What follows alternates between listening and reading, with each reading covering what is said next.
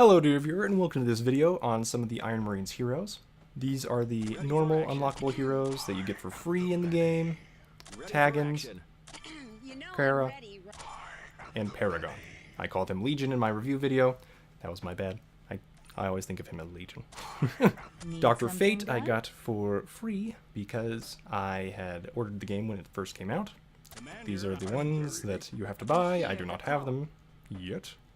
Probably I will not unless you comment below and want to see me play them. So yeah, let me know. For now, I'm just going to go over what I think of each of my unlocked heroes. Taggins is very good all around. He doesn't really help your teammates live longer.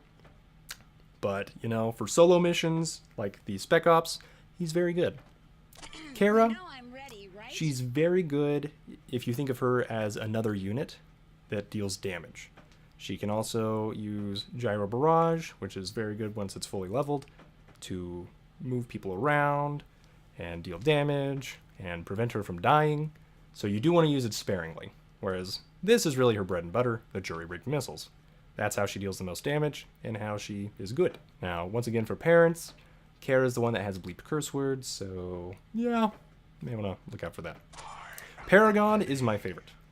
This is a strategy game, first and foremost, and he helps your legion stay alive with energy flux. That is definitely the ability you want to get first. He helps everybody heal via the damage they deal. So you can pretty much keep an immortal army around with Paragon.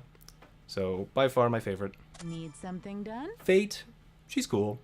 You may have noticed I didn't fully level her yet, so that's one thing to note. I'm not completely accurate on my opinion with her yet in terms of what all she can do when fully leveled. She's pretty good. She's definitely more of an intensive, you know, you gotta keep track of her and make sure you know exactly what you're doing and where every unit is so that you can get the most effect out of her. I'm not as good at that, you may have noticed when I'm talking, so when I'm making videos, it's a lot harder to use her well. Her Demolition Expert, I think, is her best ability, which is why I've put the most points into it at the moment. It can do stuns and all that. The problem being you have to plan out how the enemies are coming, you have to know their pattern, and put that bomb exactly where you want it. The best way to do that is to go invisible, then place the bomb, which is why I did upgrade Chameleon Suit a bit. It does give her some good stuff. It does minimize her attack range, so keep that in mind. That's why when you finish fully leveling it, she gets more attack range out of it. She's also pretty cool. Need something but done? You do have to be more micromanagement intensive with her. So that's what I think of these heroes so far. If you want, you can see them in action. I'll do level 4. I'm on casual right now, so I'm going to ignore all my other units. Taggins is doing that. So that's some of his dialogue. Pushing. On the move. 10-4, Commander. So as you can tell, that's some of his dialogue. He does have a personal shield. When fully leveled, it also heals him at the end. The heal doesn't seem good enough to me. So uranium ammo, that is his best ability. As you can see, it turns him into a monster. He can annihilate enemy waves with it. He becomes a very good unit with it, etc., etc. So I would recommend the uranium ammo first, potentially the shield, but probably the decreased respawn time even over the shield, as long as you have enough units to help block him and keep his uranium ammo ability alive. So we'll move him over here using our super awesome ability to teleport heroes occasionally. And you can do that multiple times, and you can do it in any visual range that is on the map where you have a unit. And that is Taggins. And move him over here so we can show off that shield, hopefully. And we'll get the ammo first, then we'll get the shield. And he is surviving this wave.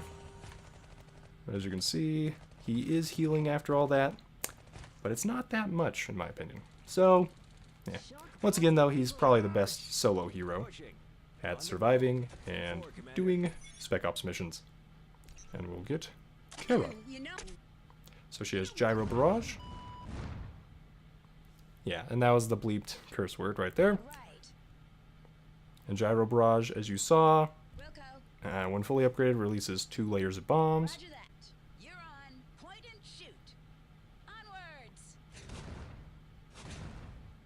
Okay, and we're going to use jury-rigged missiles, her best ability.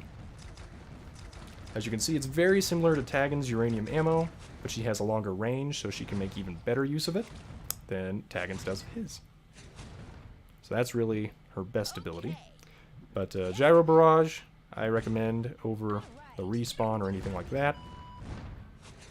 So that way she can actually do her job of blowing up enemies and dealing damage. But as you can see, she's a little squishy. She's already taken a decent amount of damage from just a few enemy waves.